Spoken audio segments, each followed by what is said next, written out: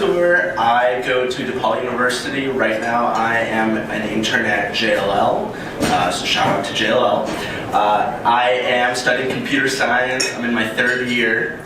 And one thing I am not is a financial advisor. So listen carefully, and maybe you can become a millionaire, but I am not a financial advisor.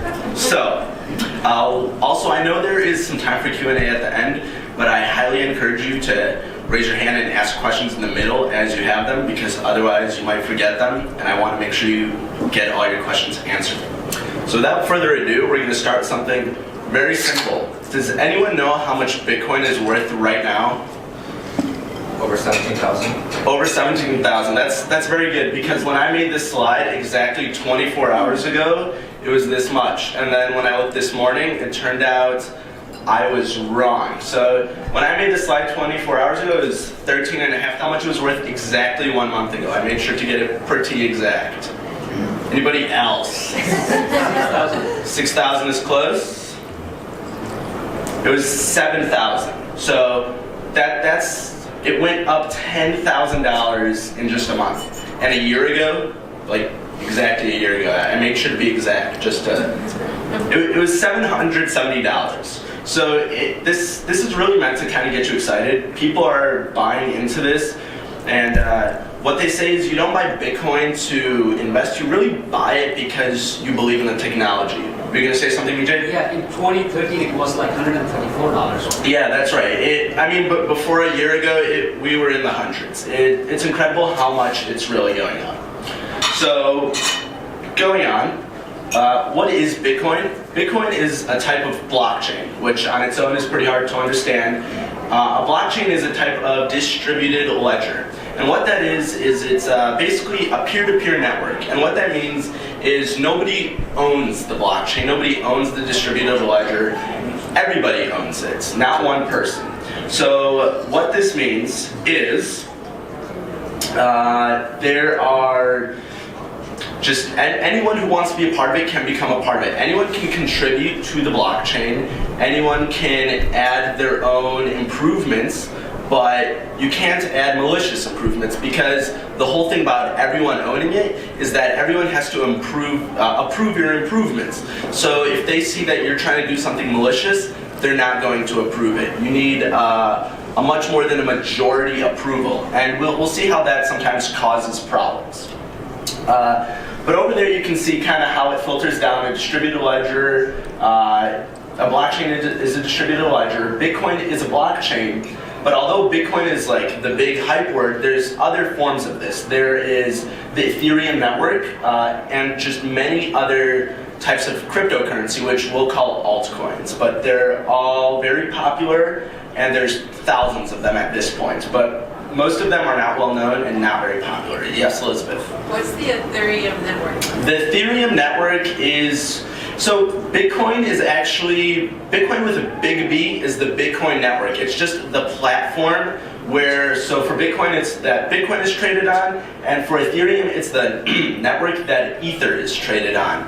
And so the reason it's kind of split off is because with the Ethereum network we have something called distributed applications. And what that really means is you can make code to do something with the cryptocurrency.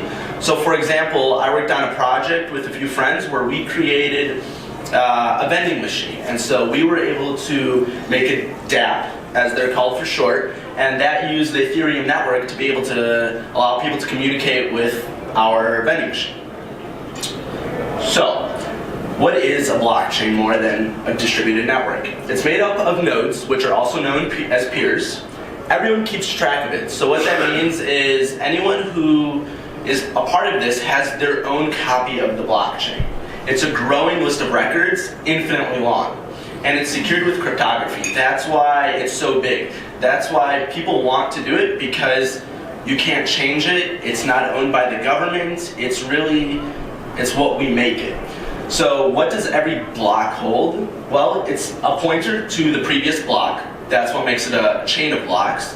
It's a timestamp of when this block was created, and it's transaction data. A new block is generated approximately every 10 minutes, and it holds all this information.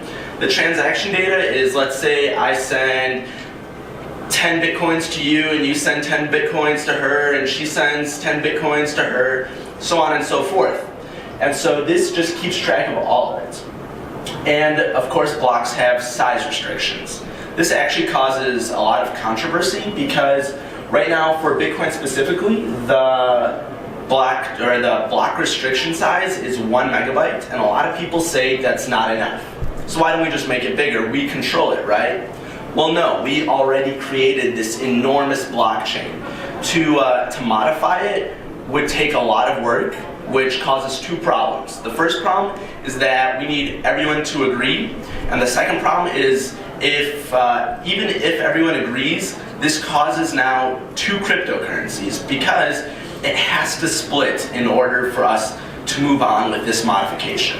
So that actually did happen once, and now you'll see something called Bitcoin, and you'll see Bitcoin Cash. You'll actually also see something Bitcoin Gold, and that's when people are not in consensus. That's what happens, and so the people who maintain the network are trying to avoid that at all costs.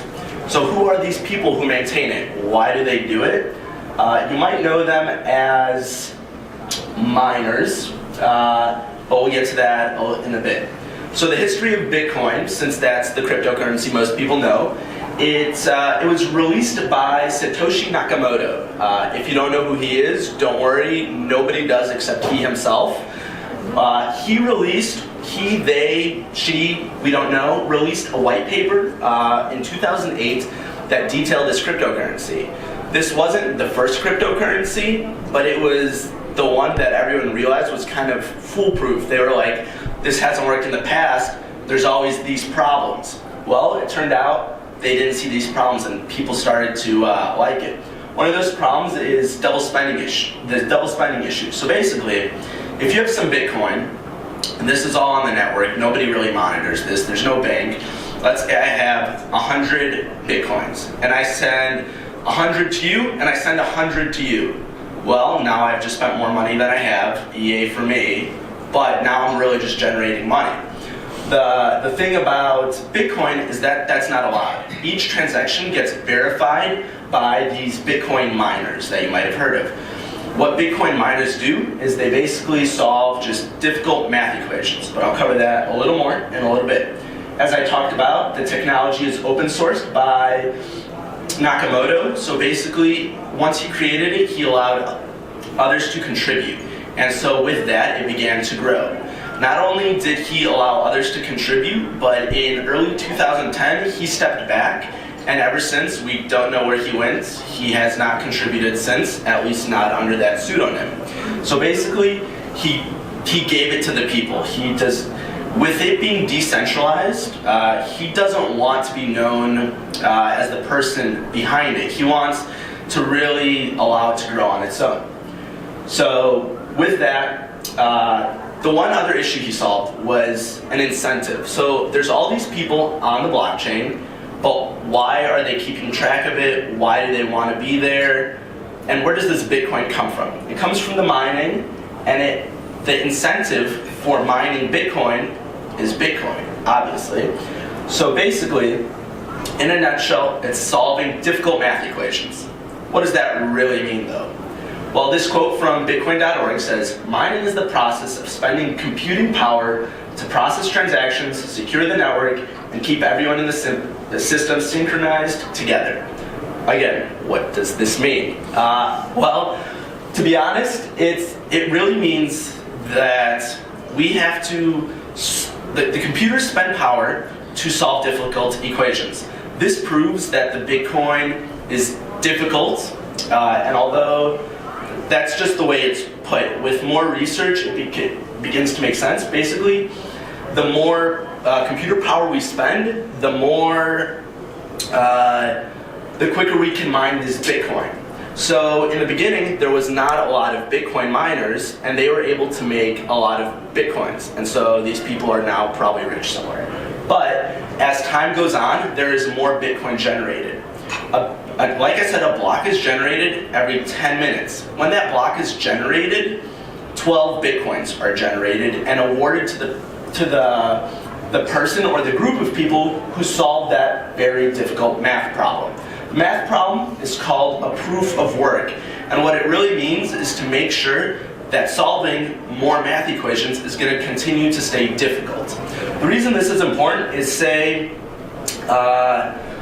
let's say I solved that math equation and I added this block. But let's say I didn't put the right information on. The blockchain is a list of transactions. What if I said that everyone in the world paid me 1 Bitcoin? That's not true, but I can put it on there because it's public. Now, nobody else agrees with me, of course. Nobody wants to give me a Bitcoin. And so, since no one else is in consensus, while I solve my one math equation and maybe get it right, they're off solving so many more equations, and they're able to build on more and more and more. And so, basically, there could be many blockchains going on at once. So, imagine you have a web, a line, and then it webs off at the end. And so basically where the longest line is the new blockchain. And so all the shorter one falls off. So basically if I put some bad information on there, my stuff is going to fall off because nobody agrees with me. But is it really secure? Is that mining keeping it secure? What are these hard math equations? The answer is kind of. So basically, there are some common issues. The most common of them all is a little bit sad, to be honest. I forgot my PIN, an epic tale of losing $30,000 in Bitcoin.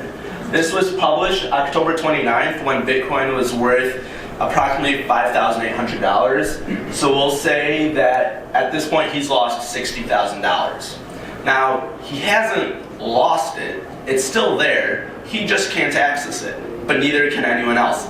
That kind of sucks. But that is the most common problem. This happens a ton, especially for a lot of the early people who are like, oh, this technology is really cool, let me throw $5 in there, and then they forgot about it. If they don't remember their password, there's no way of recovering it. Those $5 are worth millions. So it sucks, but that's what happens. The other... Go ahead. I want to add to that from a personal experience. Sure. I've been in this for a long time now. For people who may begin, I keep everything on Excel and I copy and paste, but the problem with some of these GUIs is that when you copy and paste from Excel, it creates spaces in your password. So I thought I lost thousands of dollars, and I was freaking out. I had my IT guys help me out and recreate, do all these fancy things that he probably knows, and got my funds back. So you cannot lose your password. You will lose everything. There's nobody in the world can help you. And it's a terrible feeling when you see a bunch of money that you can't just grab back.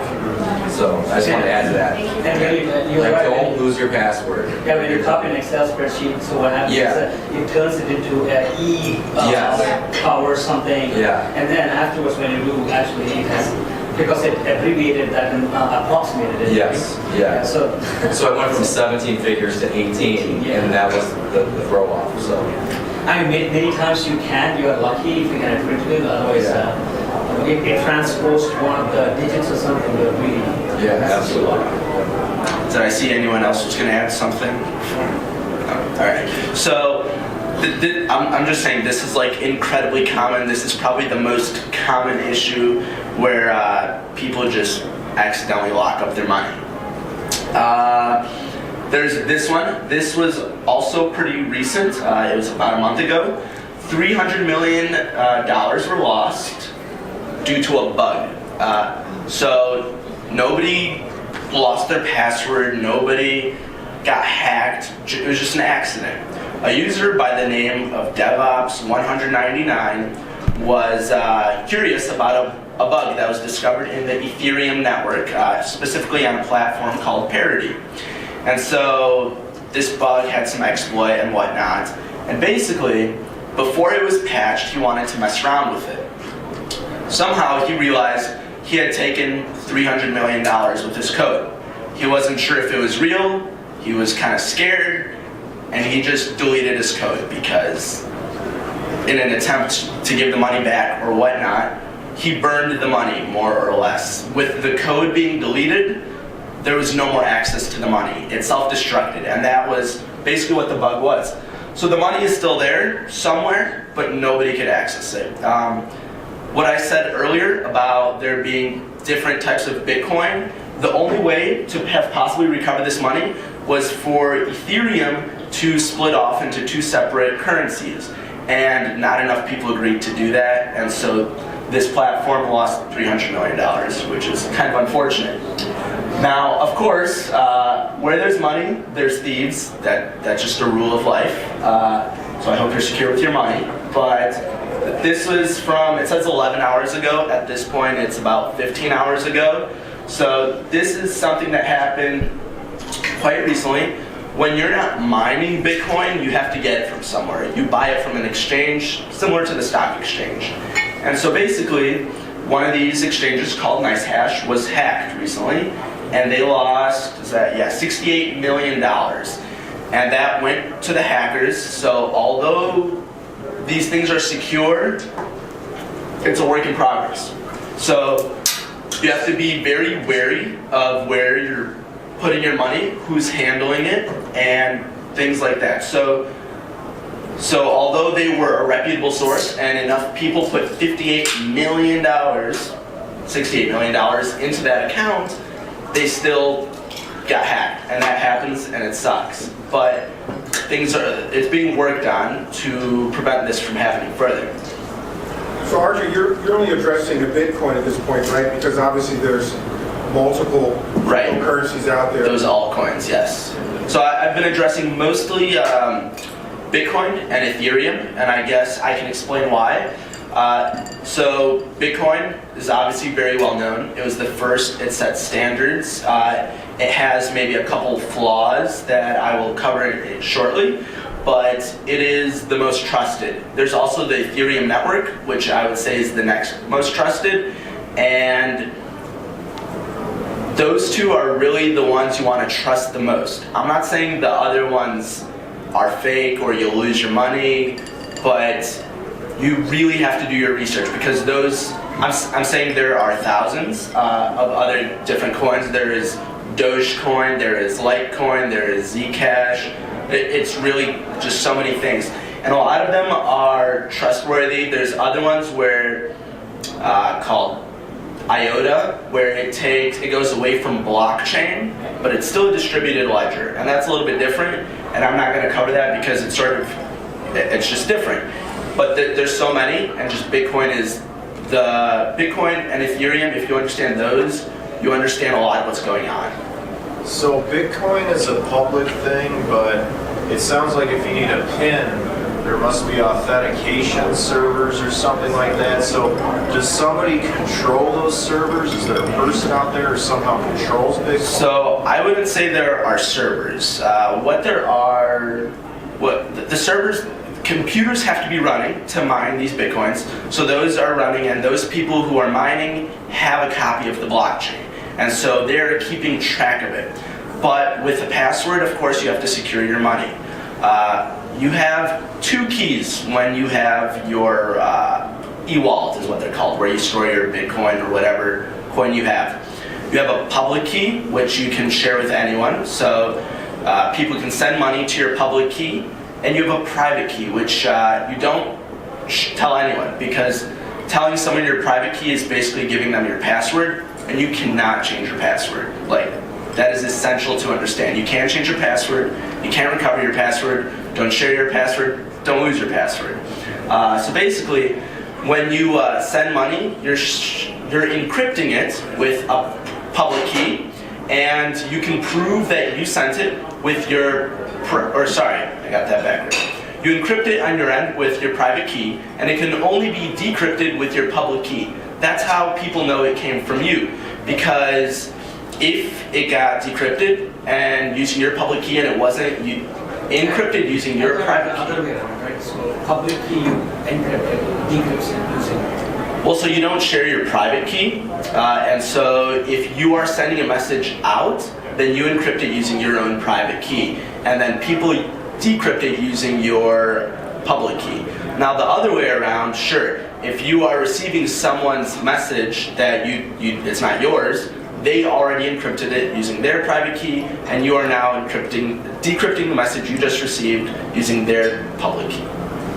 So Bitcoin is basically software that was just put out on the internet and people download it out of their machines, and that's how it's like distributed. 100%. And then the key infrastructure that you're talking about, does the Bitcoin software create the private key for each computer, or is that a private key that already exists? That is on the e-wallet. So whatever e-wallet you're using, it generates those keys for you. Getting at it, it's sort of like the Bitcoin software doesn't necessarily create the private key on every user's machine. Right. The network is just a network, and everything you use to interact with it is software you're getting from basically a third party. If you are extremely well versed, I'm sure you can make your own wallet. It's private, and assuming you're a security expert, you can make sure it doesn't get hacked if you don't trust other wallets. Sure, that's a thing too. Each other. What I think that people probably don't understand in this room is that like the other coins are for utility purposes. So for example, there's a token called the 10x Pay card. It's a cryptocurrency credit card. There's like another thing called Salt Lending, which will allow you to do crypto-backed loans. So what people think, what I thought in the beginning was they're just making all these new currencies. Oh my God, buy, sell, and all that. But in reality, it's not. There's only a handful of actual currencies that are meant to be forms of exchange. And all the rest of these cryptocurrencies / tokens are actually people trying to bring utility to this new ecosystem. Does that make sense?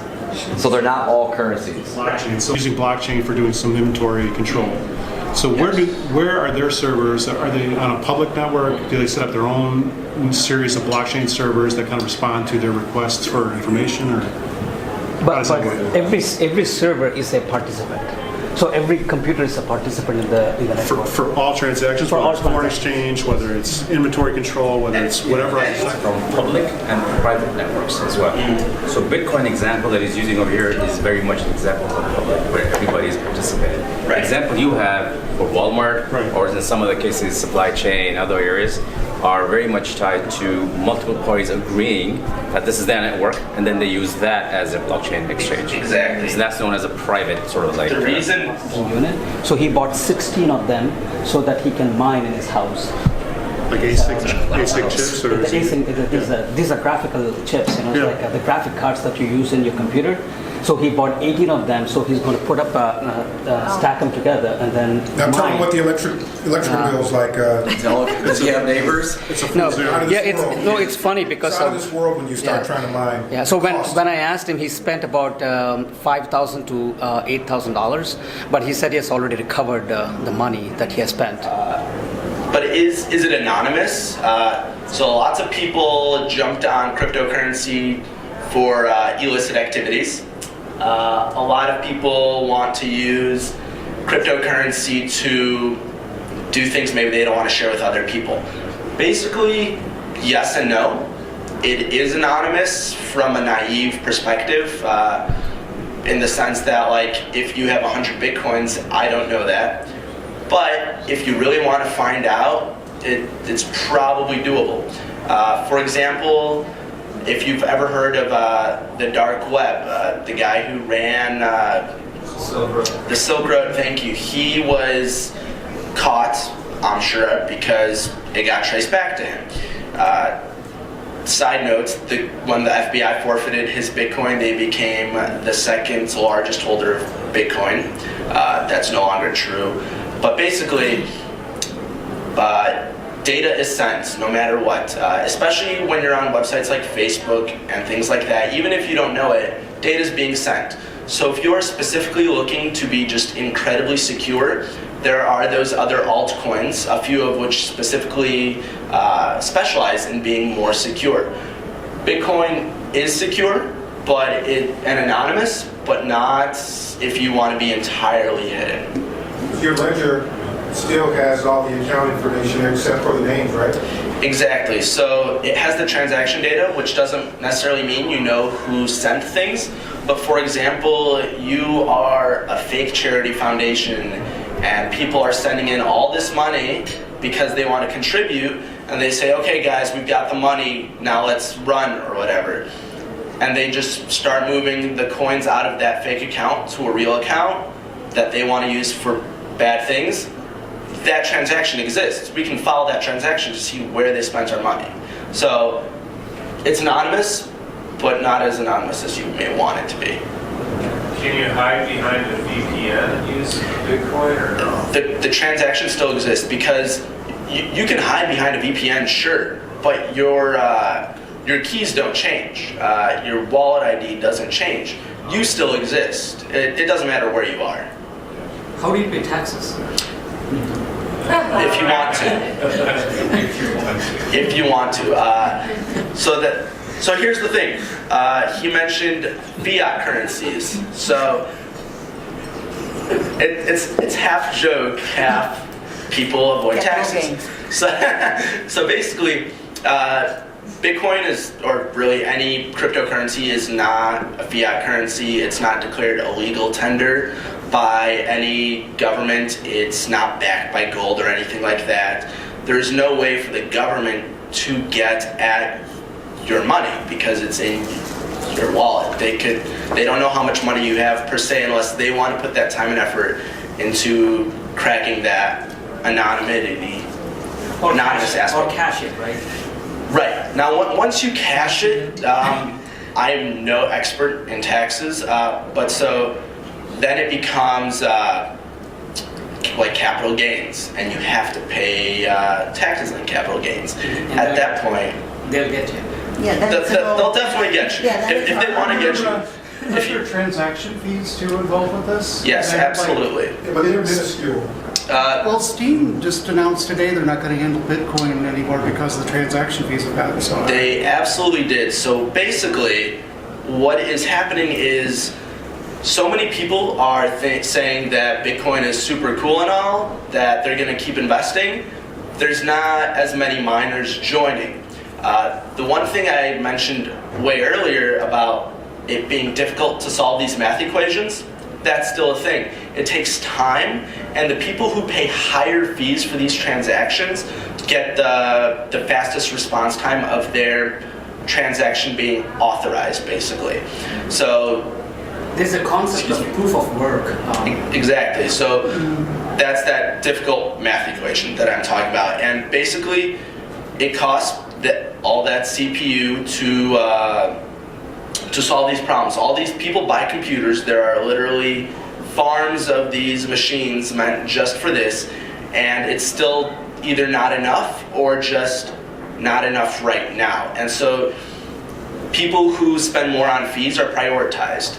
Bitcoin and cryptocurrency and blockchain was made and intended and can still be done without fees.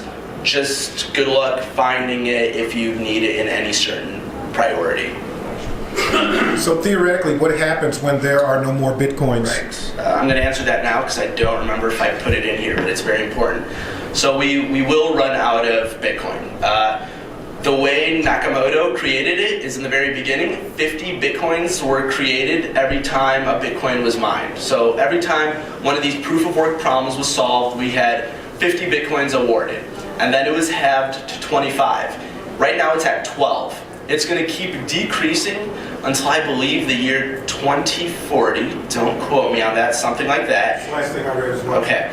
And so once there's no more Bitcoin, who's going to maintain the network, right? Is it just going to fall off? No. There's those fees. Those people are going to get paid with those fees still because those fees also go to the miners, and that's their incentive. And if you ever have a certain mining rig that only mines a particular cryptocurrency and it hard forks, and the chain starts to go with the fork instead of the actual native currency, your mining equipment is basically worthless at that point, or it could become worthless. Does that make sense? Well, so that's true, but you can also choose. You reallocate your hash power to the fork coin? That's the whole idea. You choose to approve it or not. Okay. And so if you do approve it, so I guess one of three things could happen. You approve it and you go with everyone. It's not a majority approval and it fails and nothing happens and you continue with where you are. and there's a split. And if there's a split, then there's a split. One blockchain becomes 2 chains, and people go on with whichever one they chose to go on. That doesn't happen often. Bitcoin and Ethereum. So a lot of those other altcoins are owned by hedge funds. That doesn't necessarily mean it's a bad thing, but sometimes we know the connotation that comes with hedge funds. So again, you must be aware of where you're putting your money. You can pay anywhere, anytime. I spent my time last summer at Discover Card, and they have student loans, as many banks do. They are talking about allowing international students who have loans to repay loans with Bitcoin or other cryptocurrency. Because for an international student to pay off their loans in US dollars, because that's the only other way right now, it's a process. They have to convert the money, maybe they don't have the money right away, maybe there are transaction fees, there is less chance of success for the international student, and the bank has to wait longer to get their money. Now, if you're paying with Bitcoin, you can do it from wherever you want, pay whoever you want. So they will accept Bitcoin payments, and then there's no foreign transaction fees because you can buy it with your with whatever currency you're currently using, and you can sell your Bitcoin for whatever currency you want. And so pay anywhere, anytime. There's no waiting. Before the waiting was less. Now I talked about the higher the fee, the less time you have to wait. So there is that aspect you have to be aware of, but it's still much quicker than anything else. There's the aspect of security, and I'm not talking about these exchanges being hacked because that's separate. Your money is going to make it to where it's going. It's going to stay there. So as long as you are using secure software, this currency is super secure. This security also correlates to the fact that, of my last point, there's no central authority. Why does the US dollar, why does it mean anything? Because we think it means something. No. Bitcoin means something because we say it means something, which is what's so great about it. The US dollar means something because the US Treasury says so.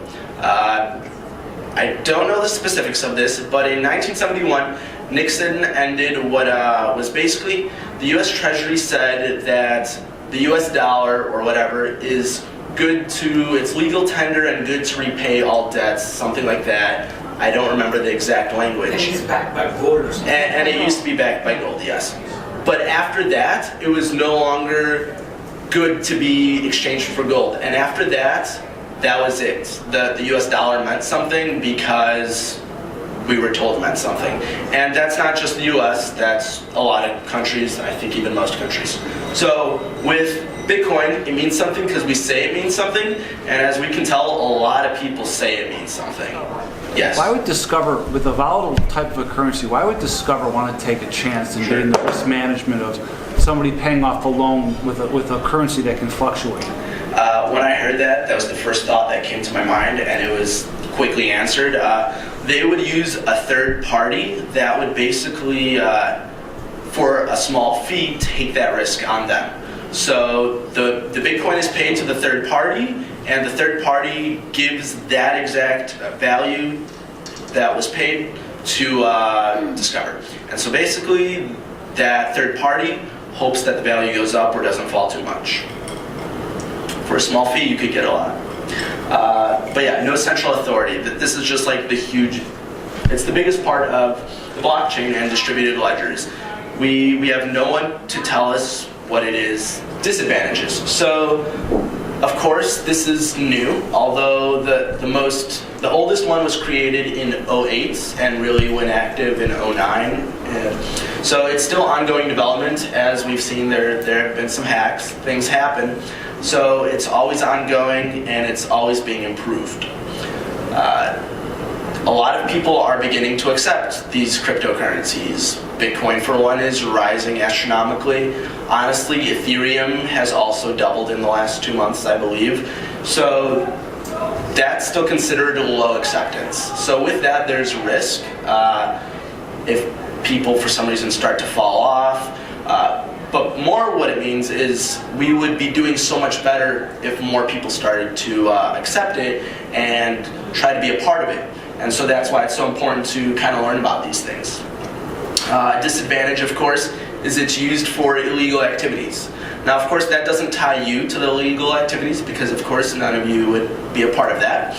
But kind of like if you think of blood diamonds, so basically, if someone uses some money to make an illegal transaction, and then that money is used to make a valid transaction, you now have some dirty money.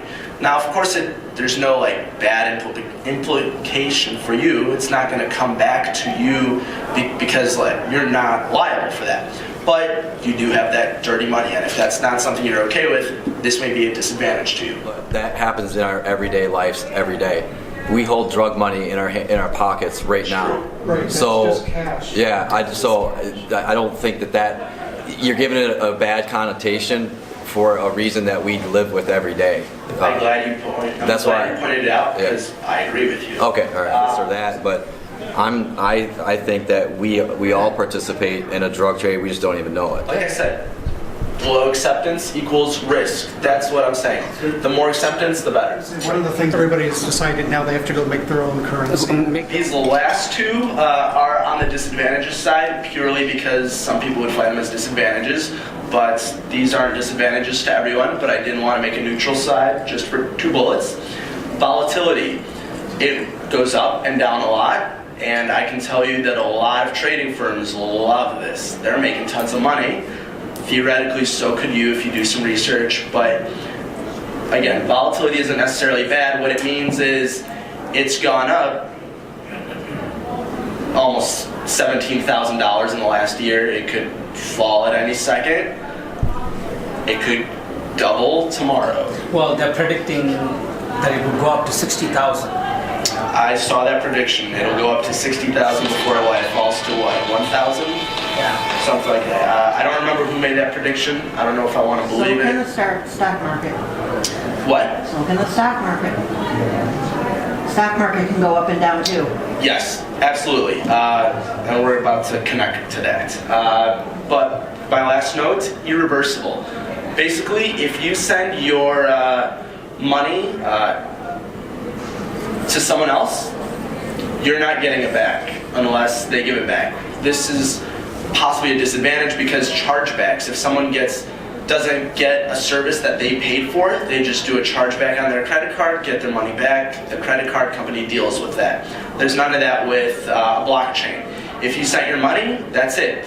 If you sent your money, so basically the way you send money is you give someone's ID, we'll call it, and it's a long string of numbers and letters, and if you get it wrong, which you shouldn't because you should just copy paste it, but if you get it wrong and you send it to the wrong person, you're not getting your money back. If you send too much, you're not getting your money back. You're not getting your money back unless you're dealing maybe with a trusted company that will refund, because for example, if eventually Amazon does start doing purchases, maybe they'll refund your money. But again, we're not there yet. So, use cases. What's my point? Currency, that's how we see it right now. There is a lot of currencies right now. Some of them mean more than others. So currency is probably the biggest use case right now. It's the one that's in use. But who has heard of the Equifax hack? Who thinks they weren't affected by it? Okay, good. We all were. This was quite recent. This was, this Equifax CEO to Congress, because I'm glad he didn't lie, not sure if we are encrypting data. This was exactly 2 months after the hack. So 2 months later, he's still not sure if they're encrypting data. Basically, they have a lot of data. This isn't the first hack. It seems to be one of the bigger ones.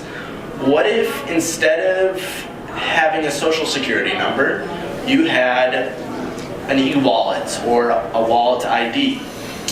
Let's say your private key gets stolen, the one you need to give to make money.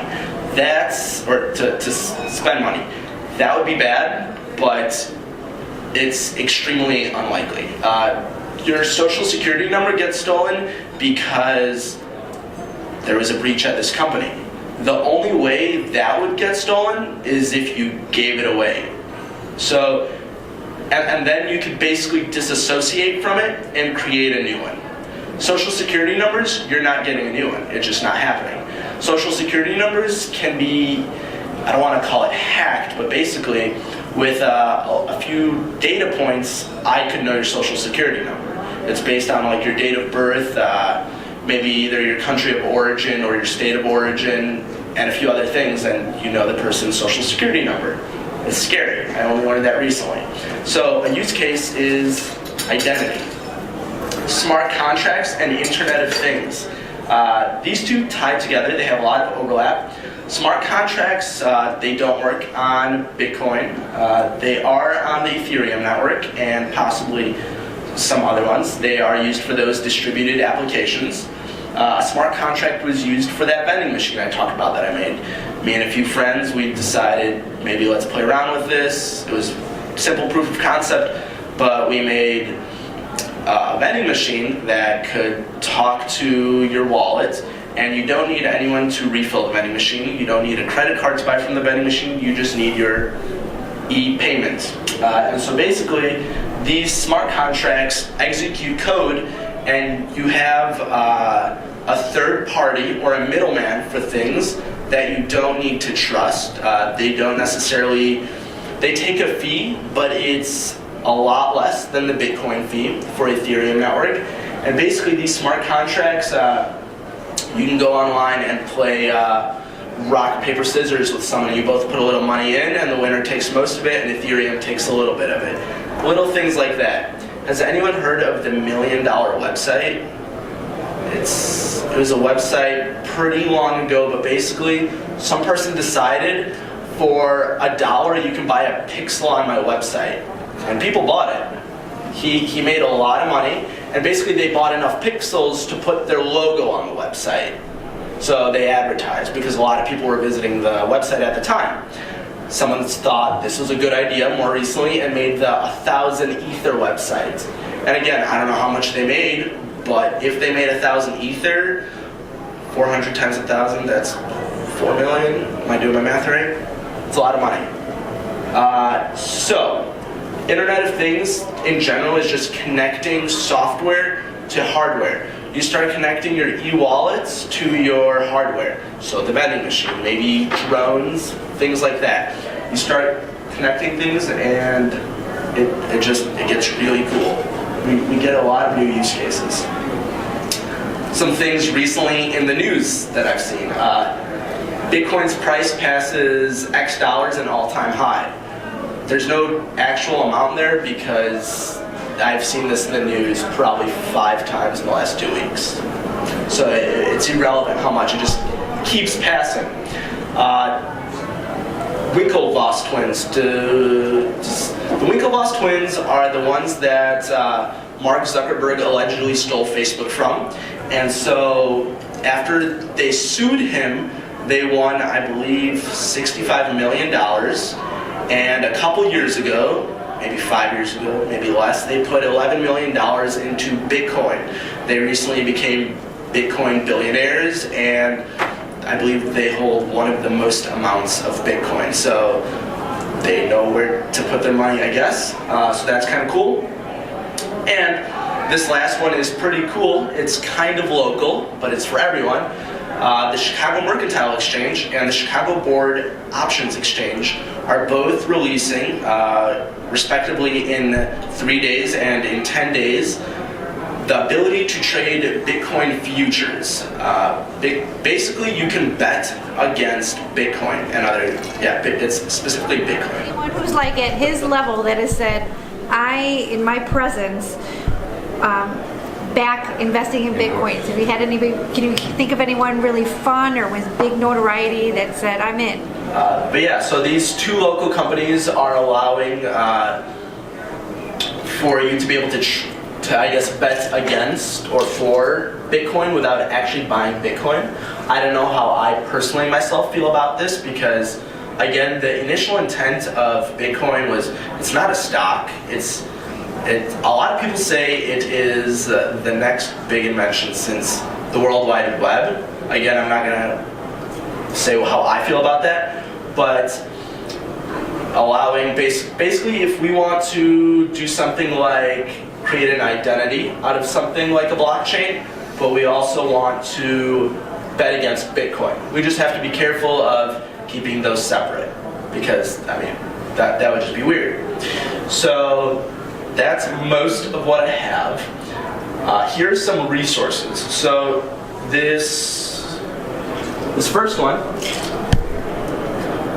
it's CoinMarketCap. They will basically tell you the value of any cryptocurrency. You can find the list of all these public cryptocurrencies that you can invest in and buy and get details about them and their websites and what it's all about.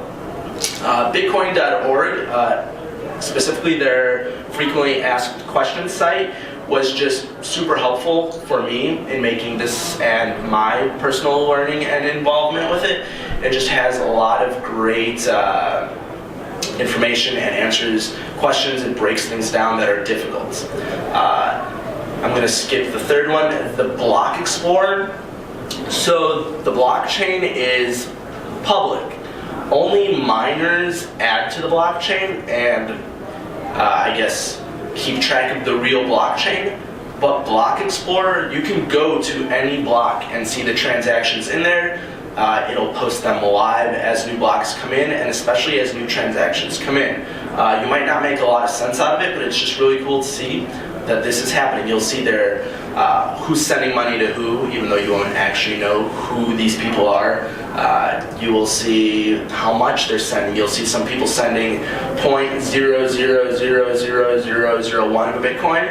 You'll see people sending 100 Bitcoin, and you'll wonder where they got it. Bitcoin.org, choose your wallet. That's just some information about how you can purchase these Bitcoins. Like I said, there's some wallets out there. You just want to do the research before, because to make a wallet, you have to give them some information. So you just want to be safe. And that is all I have. But I would like to answer questions if you have them. So I know we talked a lot about Bitcoin, but in reality, there are a number of pretty useful use cases for blockchain technology in healthcare. Yes. The promise of a longitudinal medical record that's secure, that you determine who's on the ledger. Exactly. So Bitcoin is, just one aspect of it. I think the entire ecosystem of blockchain technology holds quite a bit of promise. There's also use for supply management, which is kind of, I guess, what Walmart's trying to do. And there's just a few other, not a few other, there's so many others. You know, if you've been paying attention to anything with Bitcoin, Bitcoin has 20%, 30%, 40% moves every day. So if you get caught in what's called in the trading world a basis position, you could get royally smoked on it. Does everyone get what I'm trying to say? Basically, do your research. Yeah, it would be a massive mistake to like an example would be this. You be short the futures contract, long the Bitcoin cash, and the market sells off, and the CME shuts it down after a 7% break. But the market actually sells off by 40%. You're gonna absolutely get murdered. And I've been caught in those positions on other products in my trading career. It's been the most nightmarish situation you could ever go through. So I'm just trying to add some precaution to people, because you're gonna get your face ripped off. Expect frustration if you do participate in this. That there's a lot of slop and things take a long time. Start small. Yeah, start small. Don't wager more than you can lose. Absolutely. Ledger. What people seem to be concerned about more is, and specifically Bitcoin has been running into this issue, is a block can hold no more than 1 megabyte of data, and that people think that is unfeasible. They believe Nakamoto just did not foresee it becoming so popular, I guess. Other cryptocurrencies, they have a new block every 2.5 minutes. Some do even every 30 seconds. Basically, you want to, it's the block size that we're concerned about, and new cryptocurrencies are trying to allow for either more or faster blocks, and Bitcoin is trying to solve its own problem of do we do we do a hard fork, which screws over some people probably, and we have 2 more cryptocurrencies, and at that point,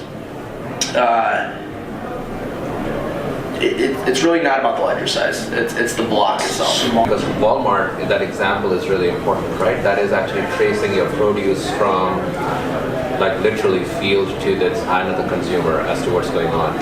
And the thing that you're talking about, blood diamonds, De Beers is now actually encoding their diamonds as to at the time that it gets mined, and actually goes through the blockchain exercise to the time that you actually purchase it at K Jewelers. And to be very honest with you, I think what you were saying, that Bitcoin might be the next best thing since World Wide Web, I don't think so. I think it's a blockchain that is there. Did I say Bitcoin? Yeah. Sorry, I definitely meant blockchain. Okay. For that. You know, just a simple one, right? You have the airline example. So there, when the blockchain side gets really interesting, so many use cases, right? Everybody travels, right? So the entire boarding pass system, which connects all aspects of your itinerary through flight plans, flight info, is being looked at as being supported by blockchain. Why do you even need a boarding pass? Why do you check in? Where you can get a chip and then you can just hop from one. No, you're right. Somebody could. How much information can you pack into a block? So it sounds like you can just keep adding fingerprints, luggage tags, etc. into a block. So is it an infinite block size? For most of the cryptocurrencies, the size of the block changes. It's not the same. For each cryptocurrency, it's the same, but among different cryptocurrencies, their block sizes are different. The chain of blocks is infinite. The addition of the blockchain. Well, it's held together by a social contract, basically. And one person can't void a social contract. 100 people could in this scenario. Yeah. But you can have a bunch of computers under control, a botnet or something like that, and do it. But you have to have. There's some formula for this. It's what, two-thirds of the system or something like that. Yeah, and that's just not going to happen. Yeah. But blockchain is basically a natural cryptographic problem, and all the cryptographic problems they'll be cracked someday. So what's preventing? Quantum computing is around the corner. Yeah. Maybe a couple of years from now, people will be able to, I can brute force every single wallet out there and get all the passwords of everybody. The quantum computer, there are big problems for blockchains because you're right, and I'm sure the people who work on this are working on a solution. I couldn't even begin to tell you what that might be. What I can tell you is because that is so far away, sure, the problems might end, but each problem becomes different because this problem they're solving, it's a hash function. There's no solving it. You're literally guessing at the answer. The power that it would take to solve this problem just by yourself, it's astronomical because you're literally guessing, is it 1, is it 2, is it 3, just forever. The ability they're at, the blockchain community isn't worried about them, but they are aware of the risk they pose and that it's a problem that would need to be solved.